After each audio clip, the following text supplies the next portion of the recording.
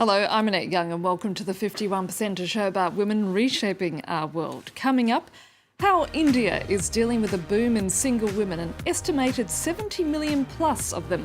But while life might be looking up for those in the city, that's certainly not the case for women living in villages. Also, the first female-only trade union sets up shop in Ivory Coast. And Paris holds a retrospective of Mary Cassatt's paintings, the only American artist to have ever exhibited her work with the Impressionists.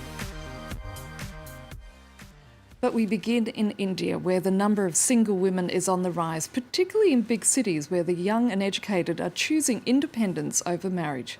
Yet, while there are more options than ever before for those located in urban areas, that's far from the situation for their peers living in villages. As our team on the ground reports, being single, divorced or widowed in such places can make you an easy target for discrimination. Tiara Arora moved to Delhi 6 years ago as a young intern. Today, the 24-year-old works in a hip design studio in the Indian capital. She lives on her own, loves her job, and the fact that she's in charge of her own life. She's part of a growing demographic in India, single women. My mother would never have had this kind of an opportunity for sure. And she had to really struggle and also handle, on the other hand, getting married and having a child. So, I don't have to handle that. More and more women, especially in urban areas, are choosing careers over getting married. There are currently 74 million single women in India. That's 12% of the female population. There have never been as many single women in the history of the country. And this is a demographic that is growing rapidly. Between 2001 and 2011, their numbers have shot up by 39%. Of course, this group also includes widows, divorcees, and women who've been abandoned by their husbands. How are you guys? Good. Very good. Do you want a drink? Yes. Tiara enjoys the freedom that comes with living alone. Even if you tell your family, you have to come back home and show them that you have done something to prove that I am able to stand up on my own feet. But it's a very new thing, but at least in my closest circles, everyone is very focused on their careers, and I know everyone will fight for that over getting married. Even women I've spoken to that may not be from my background, there is this sense that it's kind of creeping in that they also have a say in their family and they also have a say in choosing a career. Marriage is no longer central to the lives of young women, at least in big cities. In these circles, women are marrying later, and divorce is much less of a taboo than it used to be. With this shift in Indian society, single women are becoming consumers in their own right, and they are pushing brands to change the way they advertise to women. We personalize technology for you. Really? While ads showing women doing chores at home still exist, companies are taking note of a new consumer category. Singlehood is a way for women to assert themselves, believes Delhi-based author Rosalind DeMello, who also pens a weekly column on feminist issues. I think a lot of women don't obviously go around and saying, oh, I'm going to be a single woman.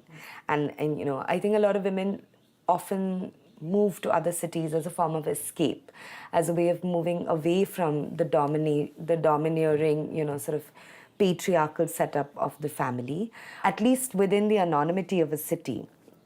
You can live alone and independently, and you don't really have to face the wrath of public judgment. It's a very different question when you go back home to your, the conservative setting that you came from.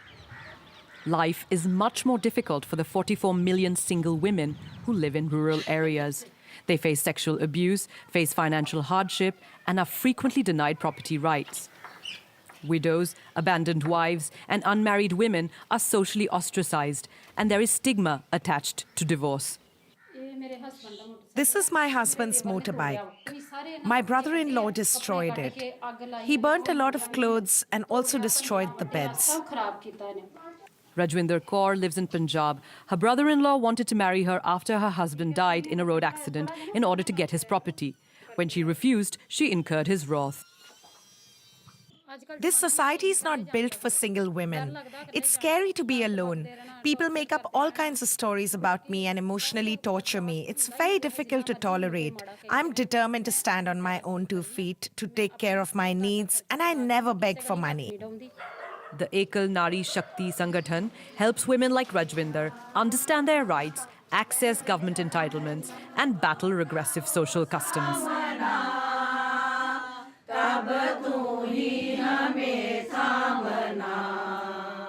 These in rural areas especially, they are not aware of any rights, and they do not voice their pain. We basically empower them to make them realize that this is not the end of their lives. The women meet once a month to discuss strategies to lobby the government for better welfare policies. They also form an informal support network for each other. Before, we were on our own. We used to be so scared of what other people might say. But now we are not alone. We have the support of hundreds of other women. The rural-urban divide couldn't be starker. While some revel in their singlehood, others suffer because of it. But there's room for hope. In 2016, the Indian government for the first time drafted a policy to help single women overcome social and institutional hurdles. To the Ivory Coast now, where the government recently changed labour laws to stop women from doing certain jobs.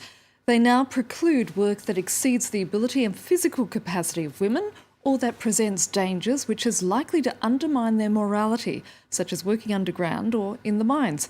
Yet, ironically, this coming as the country now has its very first union for female workers.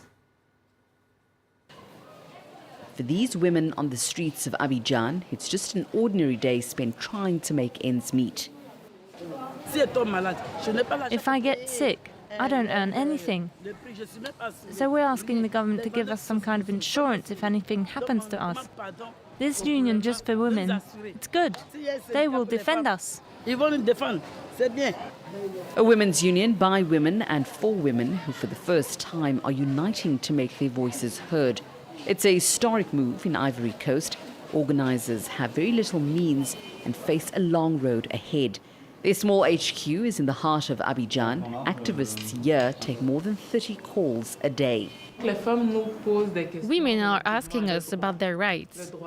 They want to know what their rights to medical coverage are, their rights as workers, especially since we are trade unionists. And by extension, they ask us about their different rights in their marital status, among others. Mariatu Jiu heads the organisation. She has more than 30 years' experience as an activist and trade unionist in a domain dominated by men. If you look at this photo, you can see that there were only 3 women working in the executive committee. Our cultural mindset is such that in the current social climate, men do not want women to become like them.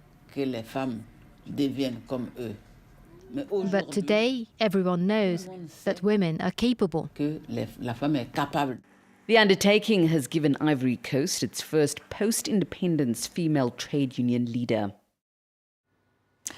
And a first here in France, the only American artist to ever have exhibited her work with the Impressionists in Paris. Mary Cassatt is at long last getting a retrospective in the country she called home for most of her life until her death in 1926. The exhibit, which features some 50 of her works, will be on display until late July. She was the first and only American to be incorporated into the French Expressionist movement. But more than a talented painter, Mary Cassatt was also an early feminist figure. By challenging social norms, her work helped revolutionize the way women were portrayed in the late 19th century. After the Impressionist exhibitions ended in 1886, she kind of struck out on her own and began doing this subject that was very popular at the time, which was the mother and child subject, which is what you see behind me. A common theme, but one from which the American artist extracted a whole new meaning. Rather than trivializing the feminine experience, Cassatt portrayed women in a different light, not one of beauty or fragility, but of ambition and independence. They're not particularly pretty. You wouldn't stop on the street and say, oh my God, that's a beauty. but they're very tall and very strong and very, very confident. And this was the image that she wanted to project of women. That was a way of sort of correcting the imbalance of all the feats of men that were already adequately portrayed. Mary Cassatt also led by example in her own life. One of the few women to take part in the male-dominated Impressionist movement, she never married or had children of her own. And that's it for now, and you can connect with us via our Facebook page, that of course being France24.51%, or do send us a tweet at _51%. Thanks for your feedback so far, and yes, do keep those comments and suggestions rolling in. So until our next show, bye for now.